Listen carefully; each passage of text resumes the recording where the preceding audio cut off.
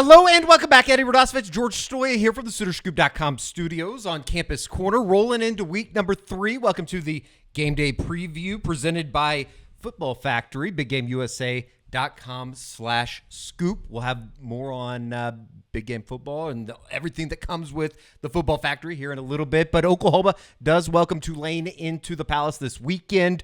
2:30 kickoff, ESPN, and who the hell knows what's going to happen?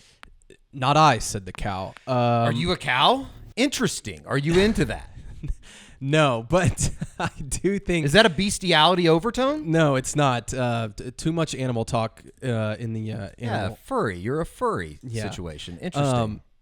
I do think this week is really interesting, Eddie. Yeah. And it's gotten to the point where we're sitting here on a Thursday, and I feel like we have talked ad nauseum about this offense and how they can maybe fix this offense. Can they fix it? All those questions, and it's reached a point where I'm like, I just want to see it now. Sure. Right? We've heard from Brent Venables. We heard from the players on Monday.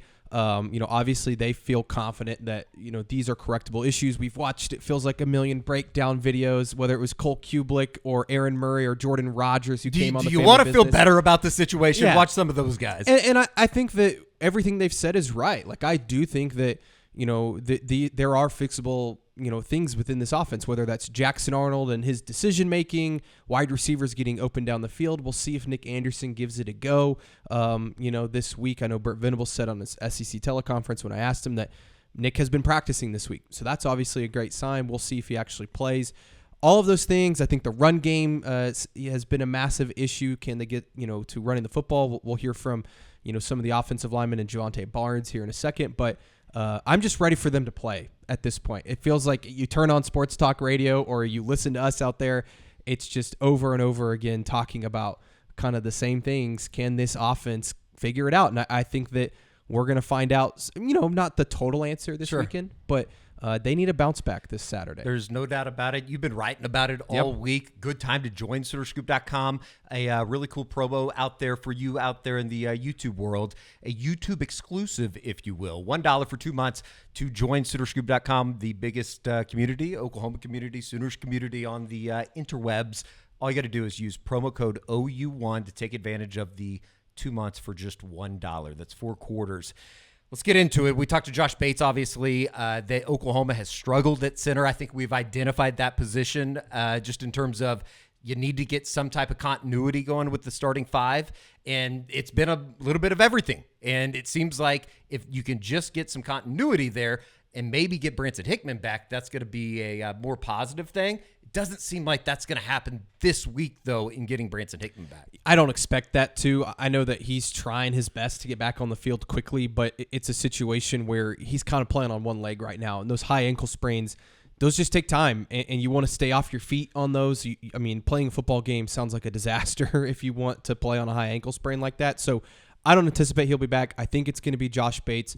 I honestly don't know who the backup is. You've seen Josh Iasosa, the true freshman, practicing snapping. I don't know if that's who they throw out there. Evan McClure, the walk-on from Bixby. Eugene Brooks, another true freshman. I think all those guys have kind of been working on snapping. So you're looking at probably playing a true freshman if Bates were to go down. But as for Josh Bates, I think for him, he's been put in a really tough situation. He's not a guy that they anticipated playing a lot this year. He's a redshirt freshman, doesn't have a ton of experience. I think he's struggling with some of the calls. That's something that you only get better at with reps, watching the film and all those things. So I do think he'll continue to get better, but the competition is also getting better. So I think that Josh really needs to improve this week, needs to get more of a push up front, know where exactly he's supposed to go on every play, which is also tough. I know he's dealing with an elbow injury as well. So I do anticipate he'll be better this week, but it's a tough position to be in for not only Josh Bates, but Jackson Arnold as the quarterback. Here is Josh Bates as well as starting running back Javonte Barnes, just kind of talking about the status of the offensive line as well as the run game overall.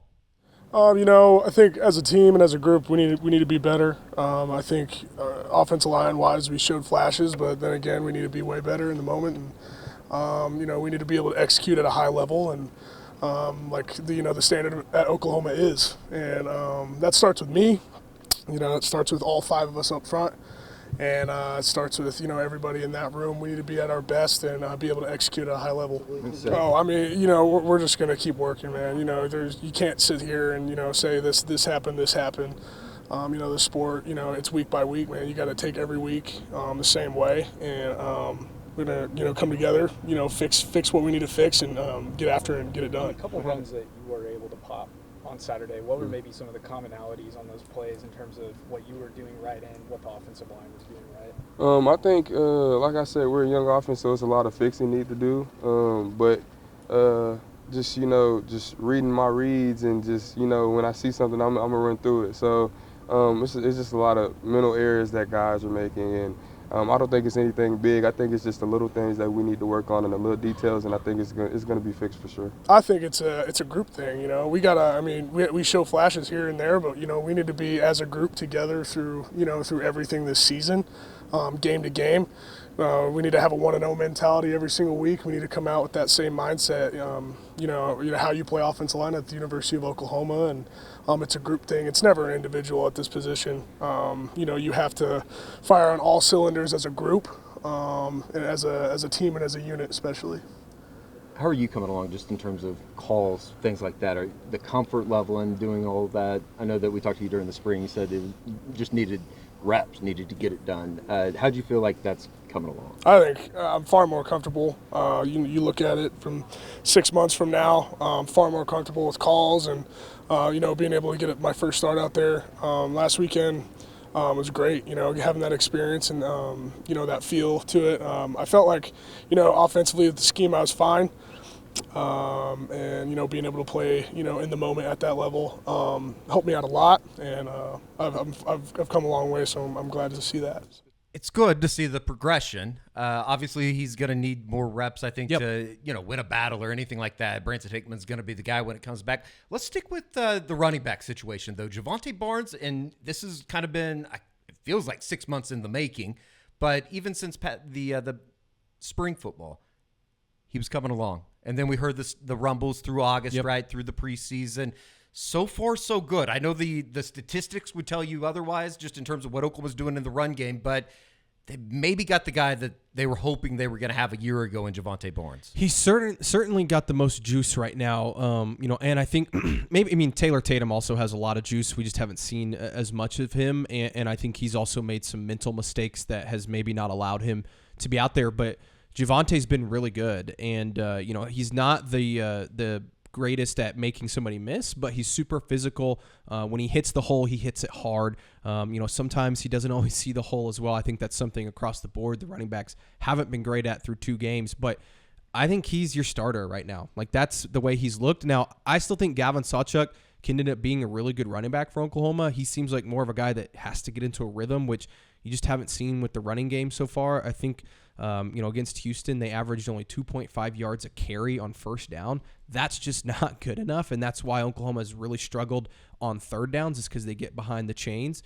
So I'm interested to see, do they roll with Javonte for maybe a little bit longer, let him get into a rhythm and kind of show off that explosiveness. I also think he's somebody out of the backfield that can really help Jackson Arnold kind of be that guy, that security blanket maybe, if stuff isn't opening up down the field. I know if you turned on the Houston game, he was exceptional pass blocking as well. Yeah.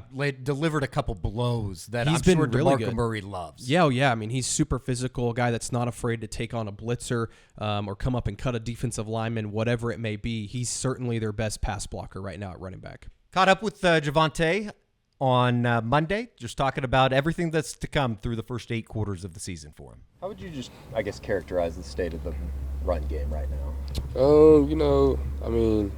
We're just taking it day by day, just trying to get better. Obviously, it hasn't been great, but, we're battling our butts off, and, we're doing what we're supposed to do.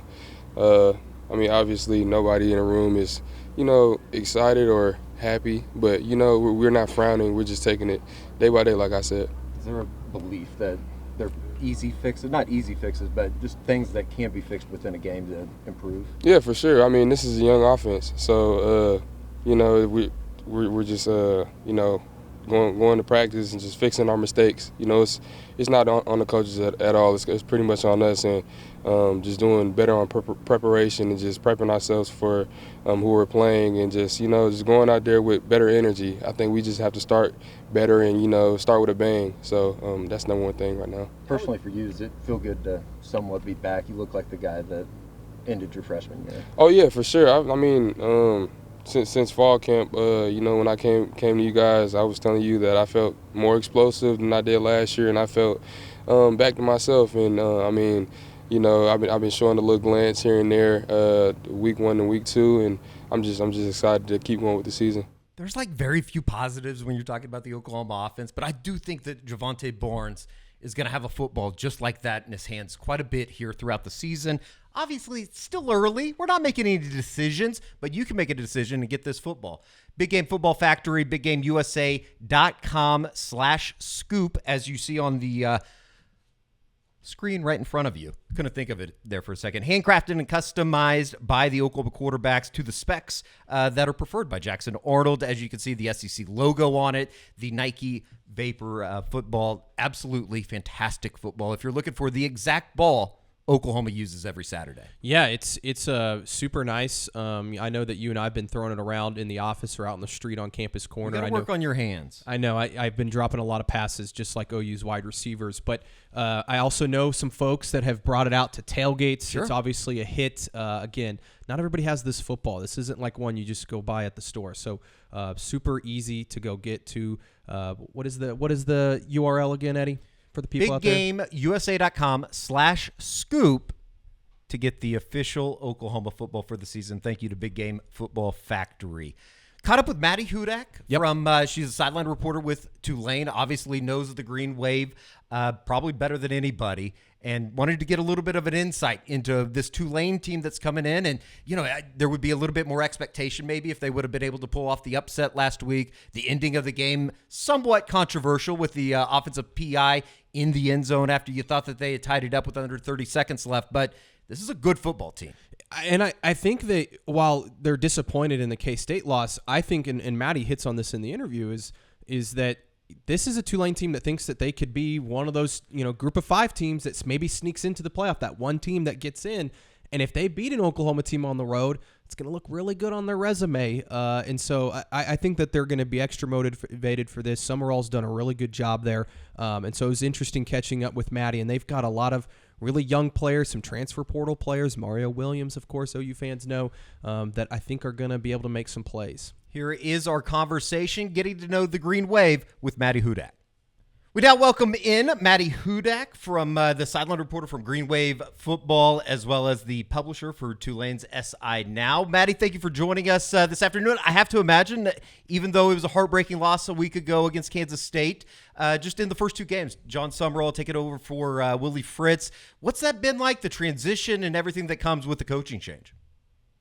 The transition this offseason, it's just been a lot of momentum and energy towards this new era of Tulane football. But obviously, before they took the field, especially with the question at quarterback not really being there, especially until the last couple of weeks of training camp, and then opting to go with the redshirt freshman over a 5-star recruit that they brought in from the transfer portal, retained Kai Horton, who had played in some meaningful games for Tulane. You saw a lot of promise in that first game, 52-0. That's what you kind of expect against that opponent. But going into Kansas State, that's really a test for a quarterback. It's one that Michael Pratt struggled with throwing against that coverage in 2022. He threw 2 interceptions before leading the day and rushing for Tulane. So for Darian Mensah to have something like 342 passing yards, they outgained Kansas State by 100 yards on offense. All things considered, up until that last quarter where things got a little out of hand for Tulane on offense and defense, they still came back and really battled down to the final moments of that game. Big shoes to fill, obviously, with the exit of Michael Pratt, who seemed like was there for 6-7 years.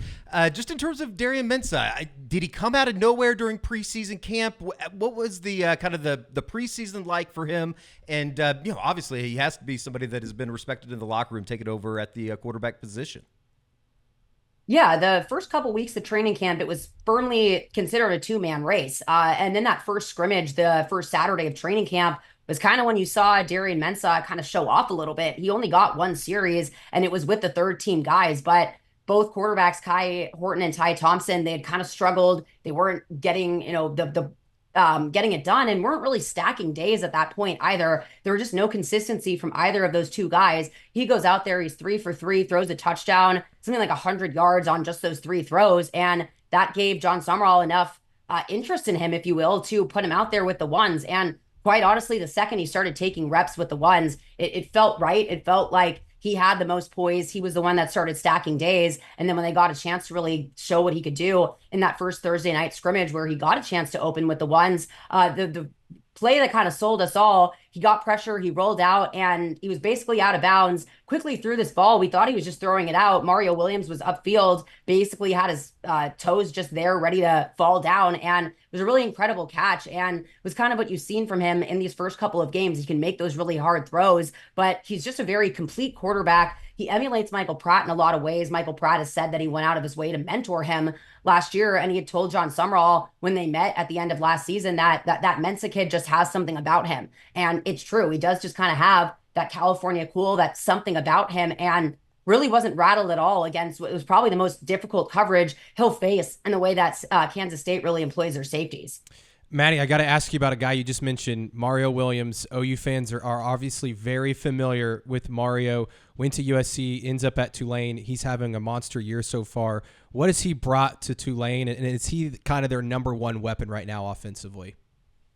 Yeah, very quickly. He was a little bit quieter in camp, and it just kind of seemed like he was one of those guys that when the lights are on for the game, he's just immediately going to step up. And he was the guy that Darian Mensa looked to on that third down completion. For him to have 2 back-to-back games for over 100 yards when I think he's had something like 3 in his career, he's been a lot steadier. And there was kind of concerns about some of his drops that he'd had in his previous careers at different colleges, but that really hasn't been the case here. He's really solidified himself quickly as that wide receiver 1, and he really is just a threat, especially yards after catch. It's definitely going to be the guy to shut down, which is why it was really important to see Dante Fleming kind of emerge as a threat against Kansas State, because he's going to quickly get that wide receiver 1 treatment, Mario Williams, and you're going to need another guy that's able to step up. And I think you have a lot of skill players at Tulane now that can do that, but Williams' speed and his short area quickness is just a little step above the rest. Maddy, I was going to ask you, follow up on that. Who are some of these other guys for Tulane? I know Hughes, the running back's a great player, but I know Brent also talked a lot about the offensive line. I mean, he said the offensive line is one of the better groups that they'll face this year, as well as some of these playmakers that Tulane has.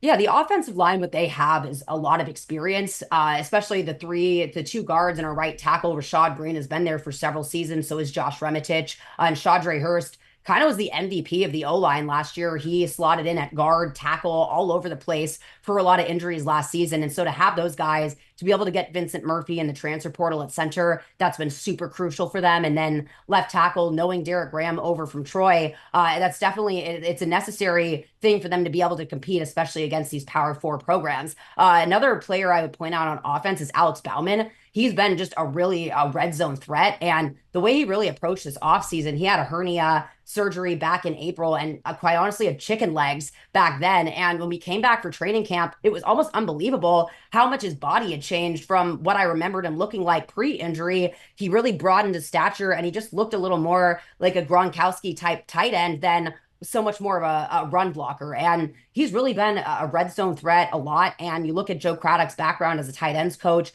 at UAB a couple of seasons ago, he had said a little bit back in training camp that he wanted to dig a little more into those roots again, having the personnel he has in a guy like Bauman. And he's been a really key guy that had 2 receiving touchdowns against Kansas State, and really expect him to be a focal point of the offense moving forward. There might be some parallels on the other side of the ball in terms of what they saw a week ago with Avery Johnson and the inexperience. Same with Jackson Arnold going into this game. Rayshawn Pleasant showed up a lot on the tape against Kansas State. Just in terms of overall defensively, what can Oklahoma fans expect on Saturday? The defense is still kind of coming together for Tulane. The thing I would really point out as a difference between Jackson Arnold and Avery Johnson is the escapability of Avery Johnson, and mobile quarterbacks being something that has given Tulane a lot of issues in the past. And I think when you're trying to set up your pass rush with the guy, are you trying to contain? Are you trying to affect him? It was really hard for them to kind of get it done. I think the pass rush has been way less productive than you would really want for Tulane, and that's going to be kind of a point of emphasis going into this weekend. But to me, the linebacker group has really shored up as an important part of this team, and it's not just the starters. They have 4 guys there that can really credibly play at that role. And then the secondary, I found it really interesting.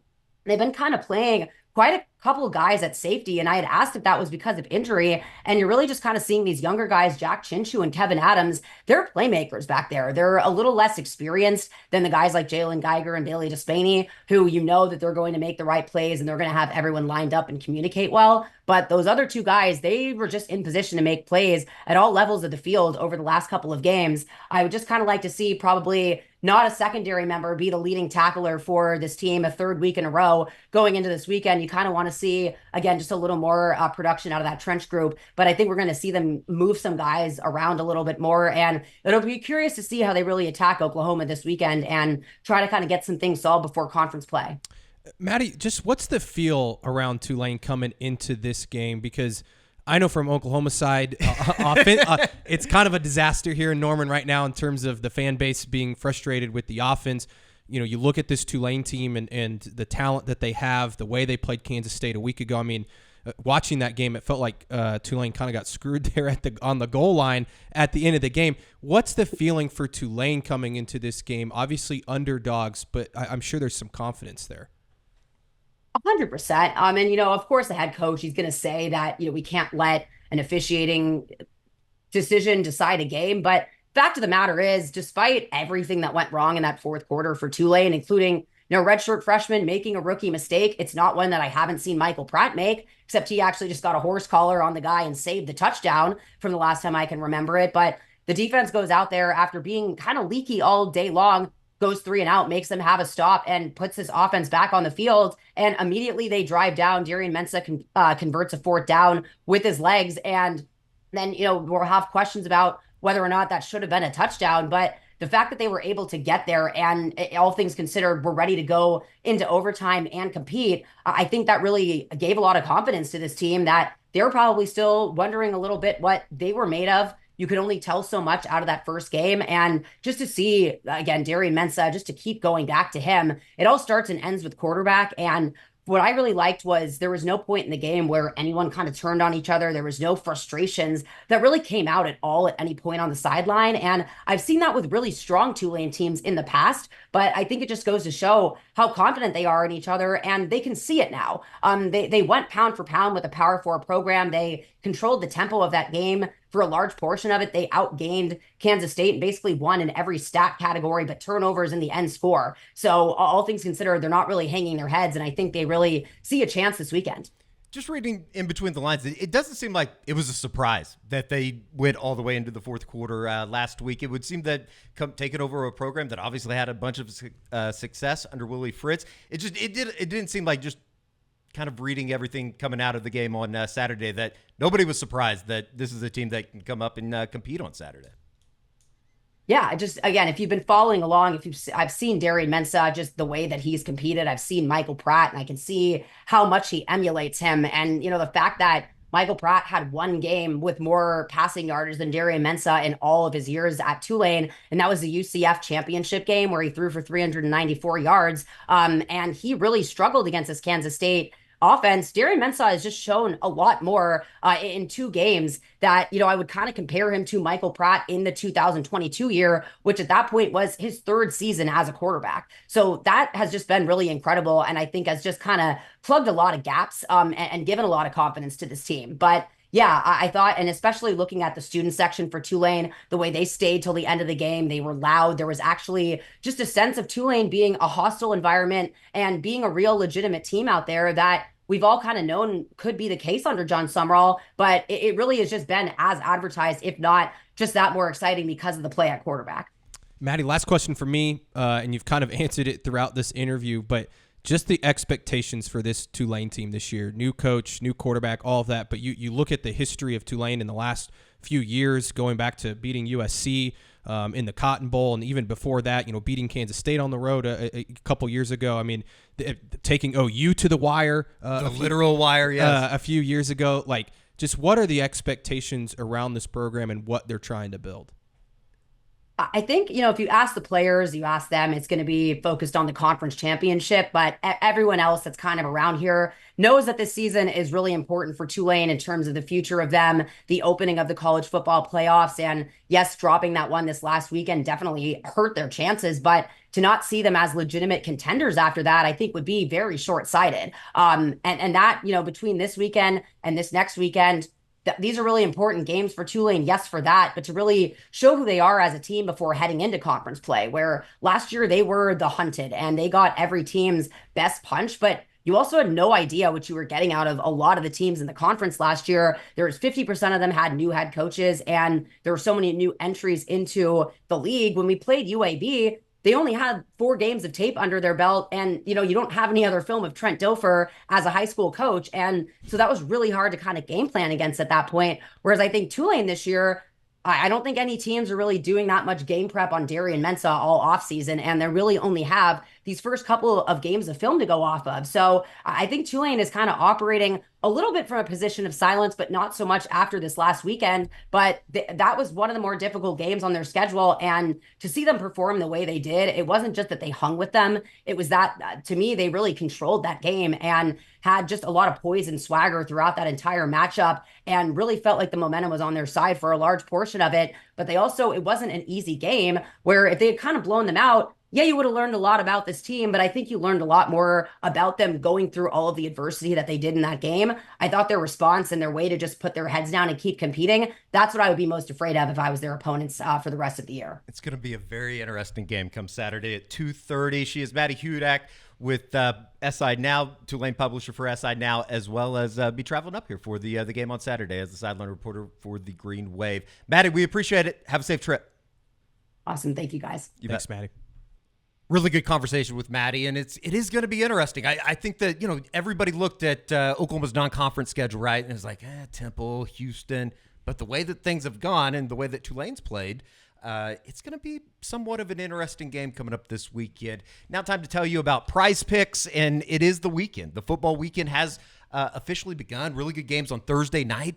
2 really interesting games coming up on Friday. The Kansas UNLV game is going to be super, super interesting. I don't know. Big 12 love a little bit still. But all you got to do is go to download Prize Picks, download the app, which is fantastic to use. Super easy. You've done it quite a bit, haven't you? I'm up several $100s. Okay. Yeah. Money bags. So I have done really well. Did not hit last week on the one that I gave out. I think half of it didn't hit, and it was over Jackson Arnold on passing yards. We missed that by just a couple. Just a couple, yeah. But I think I took Shedeur Sanders over 1.5 touchdowns, and we didn't get there either. Yeah, but this week I am taking Jackson Arnold in rushing yards, over 25.5 rushing yards. I do think that the run game for Oklahoma is something, quarterback run game is something that they might lean on a little bit. It's worked really well so far. I mean, of anything in the run game, Jackson Arnold running the football has worked. So I'm taking him on the over.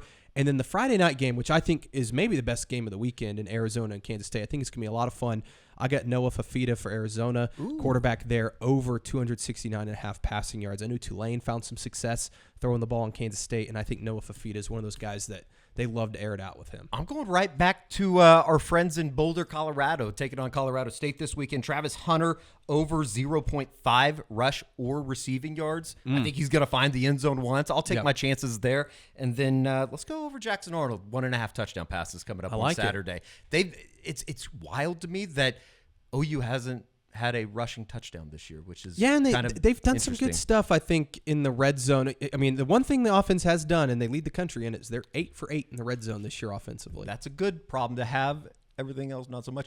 All you got to do, though, is download Prize Picks or go to the website and use code SoonerScoop, as you see down on the bottom of the screen, prizepicks.com, and receive $50 once you put in $5. Super easy. So it's super, super easy. If us idiots can use Prize Picks, I'm sure that you can out there.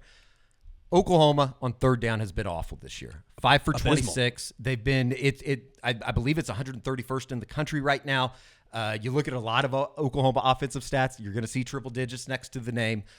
It's become a problem, though. And I think that, something that you said at the beginning of the program today, first and second down, just as important as converting on third down. Yeah, look, you take away the kneel down that Jackson Arnold had in the Houston game late in that game, and OU's averaging third down is 8.6 yards. That's horrific. And a lot of attention has been put on Jackson and how bad they've been on third downs. Well, when he's facing, 3rd and 8, 3rd and 9, 3rd and 10 plus, the defense can say, okay, we're going to drop 8 guys in coverage and you got to go make a play. And that's really difficult to do as a young quarterback. It's really difficult to do for any quarterback. And so I think the problem with third down is not only have they just not, been successful there, but they've got to get in, I believe it's, they've only faced, I think, 1 3rd down and 3 or less. That's not good. I think it's 6 third downs, 6 yards or less. That's not very good either. And so, you need to get to at least maybe 3rd and 5 to have a better chance on some of these things. I think that if they can get better on 1st and 2nd down, I mentioned the stat earlier about 2.5 yards per carry on 1st down against Houston. That has to improve. Yeah. 2nd down hasn't been much better. I think it's 2.7 yards per carry on 2nd down. So it's really put them in a tough spot where all of a sudden you're forced to throw it on 3rd and long to receivers that haven't played a lot of football and with a young, inexperienced quarterback. Every time you throw out one of those stats, it's like just a little bit more salt into the wound. Yep. Brent Venables was asked about 3rd down conversions. Deion Burks was asked about 1st and 2nd down, improving that situation for Oklahoma to help alleviate the 3rd and long problems that Oklahoma has. And here is both of those guys, as well as Javonte Barnes, talking about the offense's troubles through the first 2 games. So what are the things that can be an issue? It could be protection. It could be in the precision of the route detail. Maybe it's the physical strain, through the end of the route. Some of it, maybe it's recognizing what they're in, and so they're playing with X leverage, so I need to do Y. Maybe it's decision making by the quarterback. Maybe it's his fundamentals within the pocket. So maybe it's, again, just IDing up front. What are we seeing? It's a 4-1 box. It's where's the linebackers? All those types of things. There's a lot of those components that are all part of those 3rd downs, and any one of them can break down, and it's not a good result. So some of it is that group working together, and some of it's just the fundamentals, or some of it's pre-snap identification, and then the decision-making piece, accuracy, all those things. So you got to get them all going in the same direction to have the kind of success that we need to have there. And some of it's being better, more efficient on early downs, so that you got a better situation. The best 3rd down is one that you don't have, and so we're working on that piece too. The 3rd down numbers are what they are, but what can you guys do to be more successful on 1st or 2nd down to get in more manageable situations? Yeah, most def. If we get it, we don't want to play behind the sticks, obviously. So if we have a good 1st, 2nd down, that'll prevent that getting to 3rd down, honestly. So I feel like just dialing into the scheme as well, believing in Coach Cephatrell's scheme, and just ball. This is, since day one, I've been saying it, and this is my 3rd year, like you said.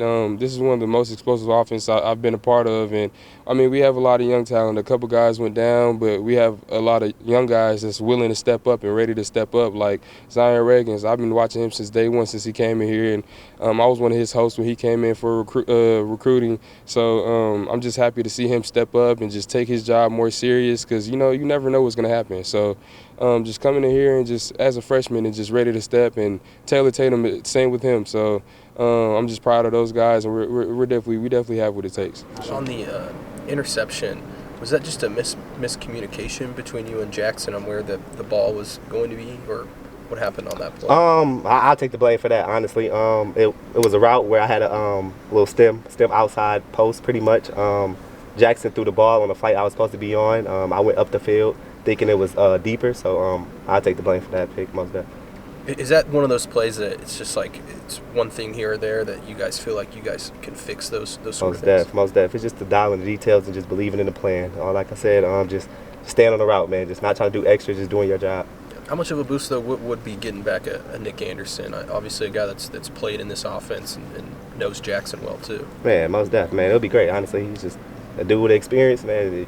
It's always be great things with a dude with experience that played a lot of football and got a good connection with the quarterback. So, I mean, obviously be great, but just, like I said, it's a scheme. So just whoever we have right now is available and stuff like that. We got to make it work regardless. Great questions by that reporter. He's okay. I've heard some things about him.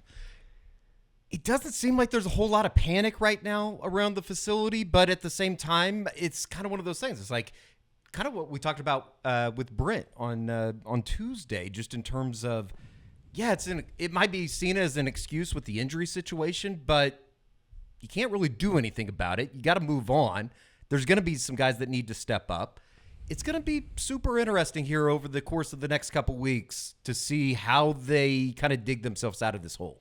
I think there's a sense of urgency for sure, not panic. I think I said that on Tuesday's show too, but that's just kind of the feeling that I get inside the building right now. And you're right, Eddie. These young guys are going to have to step up. I'm interested to see if it's the same group that we saw a week ago. You know, Reagan's kind of got his opportunity last week and made, I think, just one catch on a few targets. Do we see more of an Ivan Carry-On this week or a Zion Kearney? We didn't see a lot of J.J. Hester. I know he got banged up. Does Jaquez Petaway, finally get out there? I know that he's been battling a couple injuries, but that wide receiver room, they need somebody to emerge. And not just Nick Anderson, who I think could fix a good amount of their problems. He would obviously help them a ton. And again, like I said earlier, I don't know if he'll play. We'll see. But they still need some of these other guys to step up. And I'm also interested to see, what does Seth Luttrell do this week to maybe make it a little easier on everybody? I think that there's some things as an offensive coordinator that he can maybe scheme up to make this offense maybe a little bit smoother and also help some of these young guys, not have to process as much. On Tuesday, we talked about Jackson Arnold, and I know that you're writing about it coming up for Friday, just in terms of comparing his first three starts to a number of name quarterbacks that have made their first three starts in the college football ranks. Not as bad as maybe you think. Yep. As much as bad as it's been aesthetically, the numbers are very comparable. Yeah, definitely. I went back and looked at the last 6 starting quarterbacks for Oklahoma and compared their first 3 career starts at wherever colleges. So obviously Baker at Texas, Kyler at A&M, and so forth. But and then several other guys: Joe Burrow, Trevor Lawrence, Bryce Young, C.J. Stroud, and Jackson Arnold's kind of right there in the mix of a lot of those guys. Now, some of those guys, like a Caleb Williams, you look back at his first 3 career starts. Incredible. For Oklahoma, he was unbelievable. I think you have the stats there. But, even Quinn Ewers, I looked at his at Texas. He wasn't great. And his first 3 career starts at Texas. So, I think what that tells you is not everyone has a fast start as a young quarterback. And I get it, Jackson's a 5-star guy, but just because you're 5 stars doesn't mean that you're going to come in and light the world on fire your first year. That doesn't also mean that he's eventually going to get it fixed. There's a lot of guys that have a lot of talent, and you look at that 2022 quarterback class. I also compared him to some of those guys, and you look at Connor Wakeman or Cade Klubnik at Clemson.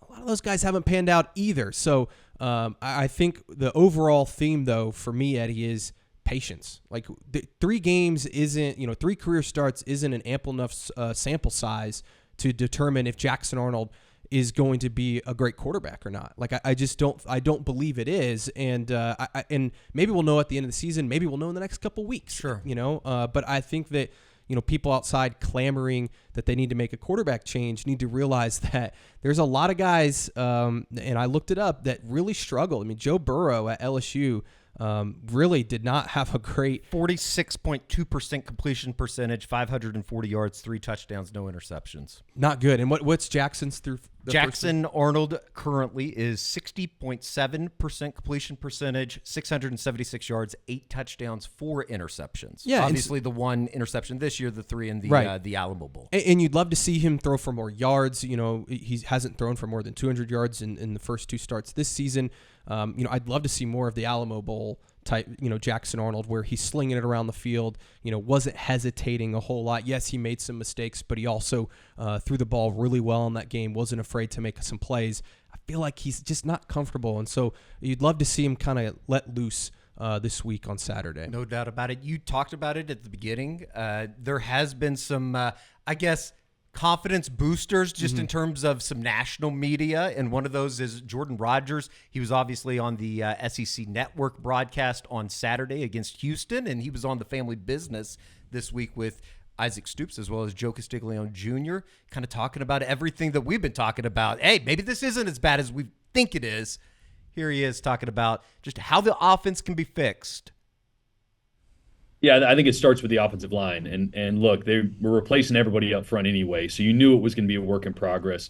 They've had a couple guys banged up, a couple different rotations through 2 games. And when you think about this offense, like the highlights are Jackson flipping the ball out, pushing it downfield. But in this type of offense, the run game's really the gas for the motor.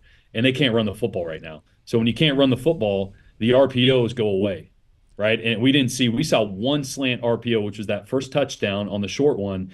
And then since they couldn't run the ball the rest of the game, they were never getting that field linebacker to suck in. And so they kept having to go RPO hitch. And then you have Deion Burks catching the ball, which is great, catching it 5 yards downfield, but he's got his back to the defense.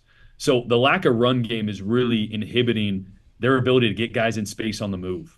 And that's when this offense can really, truly be dangerous.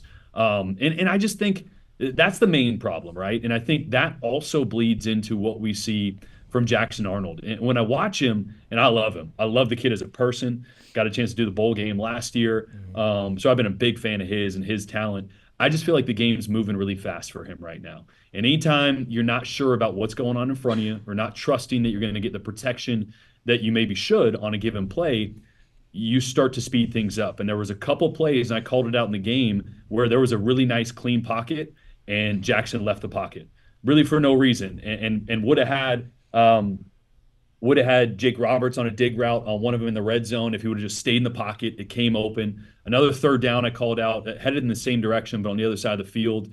Deion Burks comes on a dig route wide open. So if he just trusts that pocket's there and I have time, there's some big plays that could have happened. But you just see a young quarterback that isn't quite trusting what he's seeing, and when that happens, you look down and you're looking at the rush. And when you start to look at the rush, you can't play the position anymore. So those are a couple things that stand out. Maybe that makes you feel better. Maybe it doesn't. Maybe you're kind of like us, where it's like, okay, yeah, that makes you feel better, but I'm going to need to see it come to fruition on Saturday. It's correctable. Right. That was my takeaway, is like, as a young quarterback, you just need repetition. Like, to get that trust, to feel more comfortable, you have to play more football. I mean, that's the reality of it. I think Jackson can learn a lot from the tape and see some of those plays that Jordan's talking about open up, where he says, okay, well, this week I will stay another half second or a second in the pocket, let it develop before I bail.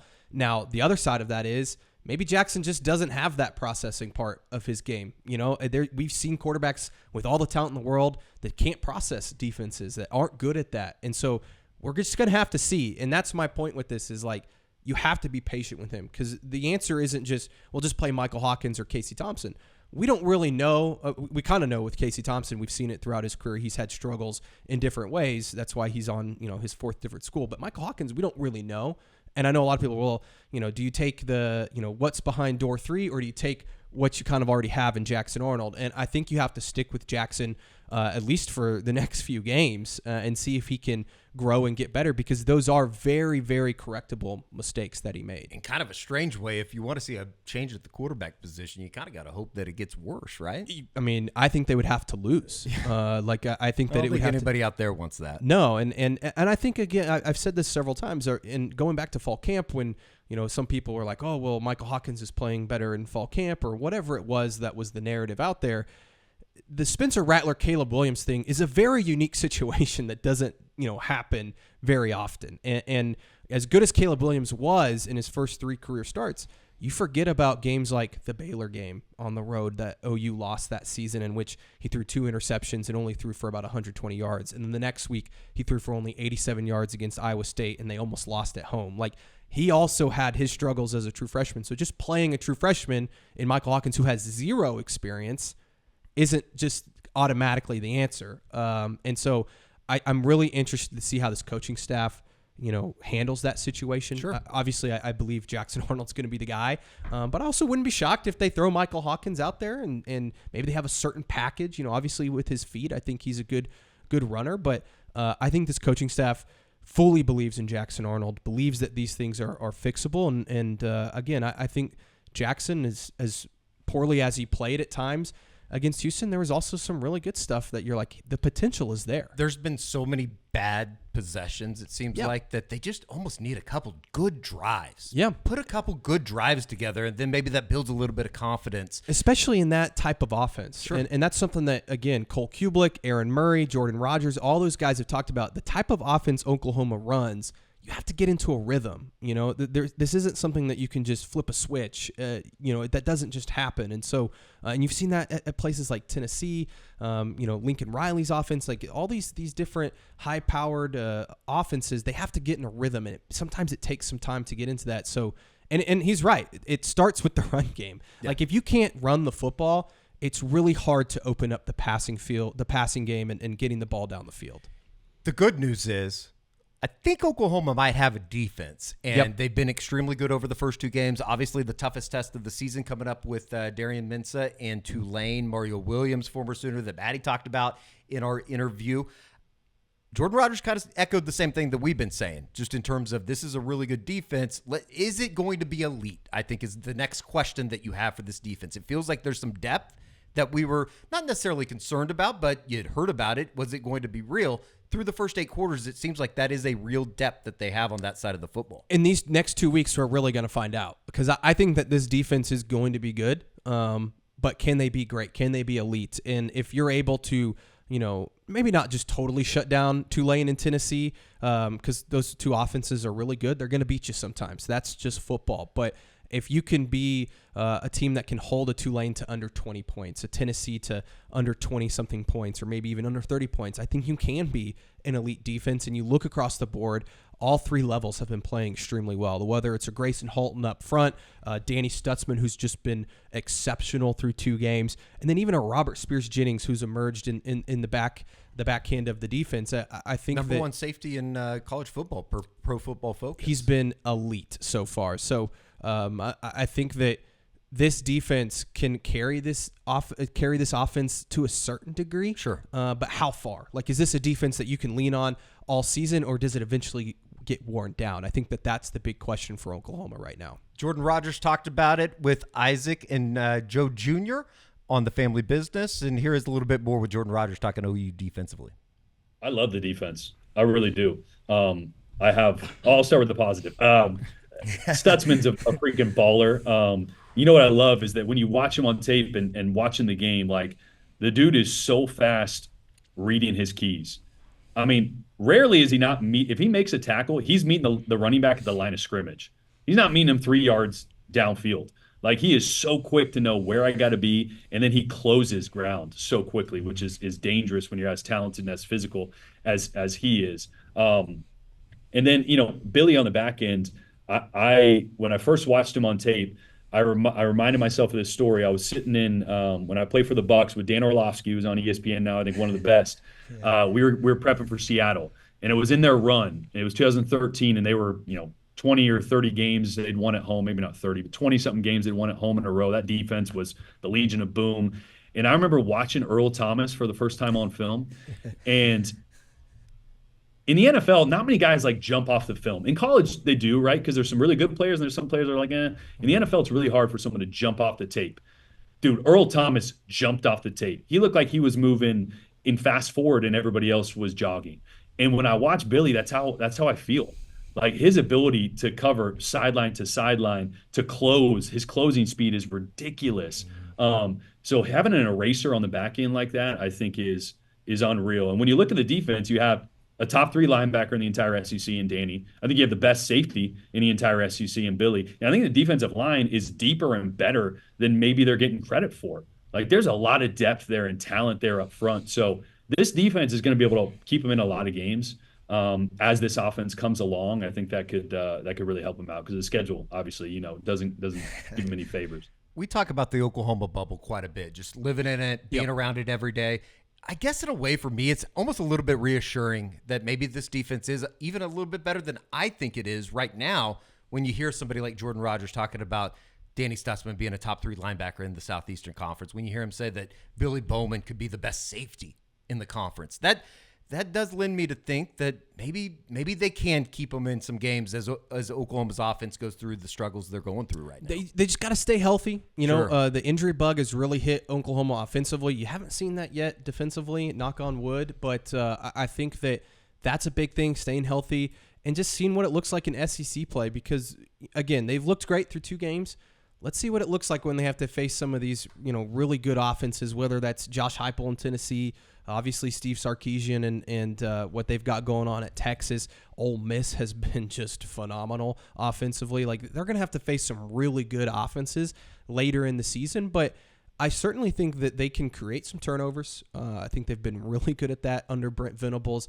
And then they got to be able to create some pressure. And that's kind of the big question that we talked about coming into the season is, can this defensive line, whether it's the edge guys or up the middle like Grayson Halton, can they get to the quarterback? And so far, they've been able to. They're going to face a lot better offensive lines. They need these guys to be able to create some pressure and get those turnovers because when you have a struggling offense, one thing that maybe you can help you is turnovers, right? Sure. Short fields, or maybe you get a sack and they have to punt and you get really good field position. Like, those are the things that can really help Oklahoma, achieve what it wants to this year, especially early as you have a young quarterback and an offense that has injuries. They need time, right? And so if the defense these next couple weeks, really these next 3 weeks, that to me is like, can they get through these next 3 weeks and get to about 4-1 before the bye week? Maybe 5-0 if they just play phenomenal and the offense turns it around. But if you can get to 4-1, the defense holds you down and gets you through these next few weeks, I think that you can live with that. Maybe you get some guys healthy on offense, and then you see what happens on the back half of the schedule. A lot of these questions will begin to, be answered here over the next couple weeks. Might be scary what that answer is, but we will start seeing it, and it all begins on Saturday, 2:30 kickoff against Tulane, and that's going to do it for the Soonerscoop.com Game Day Preview. George, thank you for coming in today. We appreciate it. I was the first one in the office today, so. All right, You were the last. Carrie Murdoch beat you here. I had some TV obligations to do today. TV star. That's right. Me. Right here on TV. All right. For George, I'm Eddie. We'll see you right back here on the Soonerscoop.com YouTube channel.